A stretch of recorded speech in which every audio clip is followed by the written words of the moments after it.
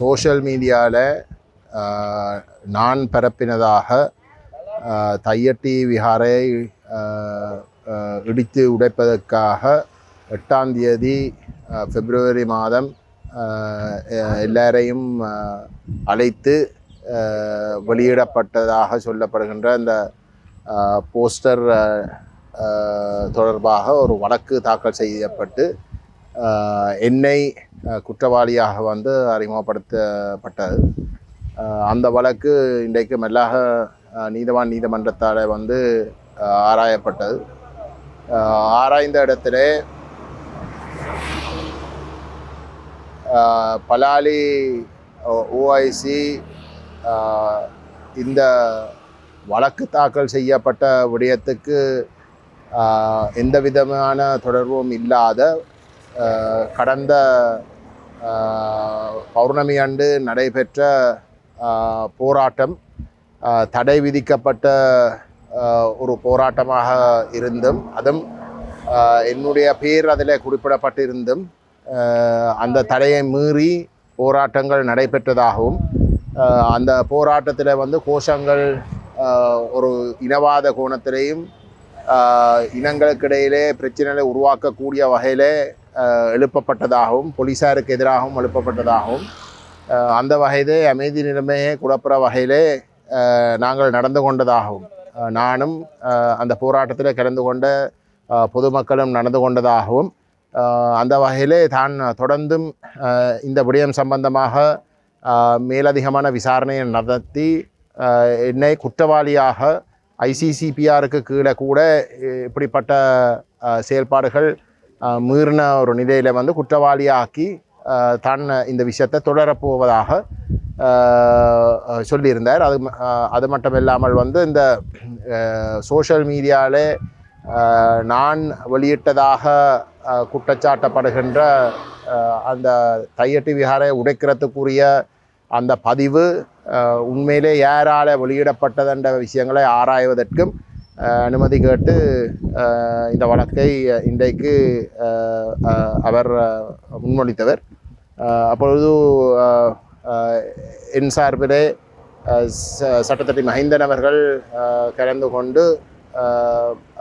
அந்த வழக்கு தாக்கல் செய்யப்பட்ட சோஷியல் மீடியாவிலே நான் வெளியிட்டதாக சொல்லப்படுகின்ற அந்த விடயத்துக்கும் ஓஐசி பலாலி இந்த வழக்கு சம்பந்தமாக வந்து அந்த போராட்டத்தில் நடைபெற்ற விஷயங்கள் தொடர்பாக பதிவு செய்யப்பட்ட விஷயங்கள் தொடர்பாகவும் முறையீடு செய்த ஒன்றுக்கும் இந்த வழக்கோடு சம்பந்தப்பட்டதாக இல்லை என்றும் அந்த வகையில் இந்த வழக்கு ஒரு நபரை குற்றவாளியாக அறிமுகப்படுத்துகிறதாக இருந்தால் ஆக குறைஞ்ச ஏதோ ஒரு ஆதாரமாவது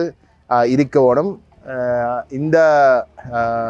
அந்த சர்ச்சைக்குரிய பதிவு சோஷியல் மீடியாவில் அதாவது தையட்டி சட்டவிரோத விஹாரை இடிக்க சொல்லி போடப்பட்ட அந்த சோஷியல் மீடியா பதிவு ஐ நிராகரித்து அது எங்களோடு சம்பந்தப்படாத ஒன்று விஷயம், எங்களுக்கும் அதுக்கும் தொடர்பில்லை, அது ஃபேக் நியூஸ் என்ற பதிவுகள் என்னுடைய உத்தியோகபூர்வமான ஃபேஸ்புக் மற்றது எக்ஸ் சோஷியல் மீடியா தளங்களிலே வந்து வெளியிடப்பட்டு இருந்தும்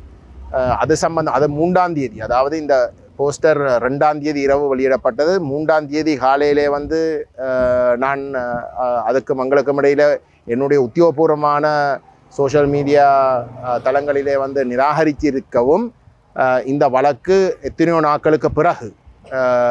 எந்த விதமான விசாரணையும் இல்லாமல் வந்து எந்த விதமான ஆதாரமும் எனக்கு எதிராக இல்லாமலும் வந்து தாக்கல் செய்யப்பட்டிருக்கு. அது மட்டுமல்ல, இன்றைக்கு நீதிமன்றத்தில் வந்து போலீஸ் செய்த முறைப்பாடுகளுக்கும் இந்த வழக்குக்கும் இடையில் எந்த விதமான தொடர்பும் இல்லை. ஆகவே இந்த வழக்கு நிராகரிக்கப்பட வேணும், இது வாபஸ் பெற வேணும், அல்லது நீதிமன்றம் வந்து இதை நிராகரிக்க வேண்டும் என்று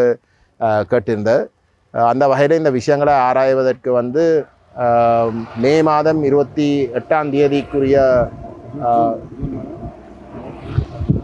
6ஆம் மாதம் 6ஆம் தேதிக்கு வந்து தவணை சென்றிருக்கு. அத்தோடு எனக்கு பர்சனல் பெயிலில் வந்து 1 லட்சம் ரூபாய்க்கு பிணை வழங்கப்பட்டிருக்கு. நான் சட்டத்திரணி கந்தசாமி மஹிந்தன். இன்றைய தினம் கௌரவ பாராளுமன்ற உறுப்பினர் கஜேந்திரகுமார் பொன்னம்பலம் அவர்களுக்கு எதிராக சமூக வலைதளங்களின் ஊடாக பொய்யான செய்தியொன்றை பரப்பி இந்த மக்களை அணிதிரட்டி இந்த திசவிகாரையை உடைக்கின்றது தொடர்பான ஒரு விளம்பரம் மேற்கொள்ளப்பட்டமை சம்பந்தமான ஒரு வழக்கு இன்றைய தினம் கௌரவ மல்லாக நீதவான் நீதிமன்றத்திலே எடுத்துக்கொள்ளப்பட்டது. அந்த சந்தர்ப்பத்திலே குறித்த வழக்கின் வழக்குத்துடனான பலாலி போலீஸ் நிலையத்தினுடைய பொறுப்பு அதிகாரி குறித்த வழக்குடன் தொடர்பற்ற பல்வேறுபட்ட விடயங்களையும் குறிப்பிட்டு அது தொடர்பாக விசாரணைகள் மேற்கொள்ளப்பட வேண்டும் என்றும் அது தொடர்பான விடயங்களை குறிப்பிட்ட பொழுது நான் எமது கௌரவ பாராளுமன்ற உறுப்பினருடைய சட்டத்திறனியாக குறித்த விடயங்களை கௌரவ மன்றத்துக்கு சுட்டிக்காட்டி இந்த வழக்கு முகத்தூர் அளவத்திலேயே தள்ளுபடி செய்யப்பட வேண்டும் என மேற்கொள்ளப்பட்ட விண்ணப்பத்தினையும் பரிசீலித்த கௌரவ நீதிபதி அவர்கள் குறித்த விசாரணைகள் தொடர்ந்து மேற்கொள்ளப்படுகின்ற காரணத்தினால் கௌரவ பாராளுமன்ற உறுப்பினர்களை 1 லட்சம் ரூபாய் பெறுமதியான சொந்த பிணையில் விடுவித்ததுடன் எதிர்வரும் 6ஆம் மாதம் 26ஆம் தேதிக்கு இந்த வழக்கினை தவணை இடப்பட்டுள்ளது.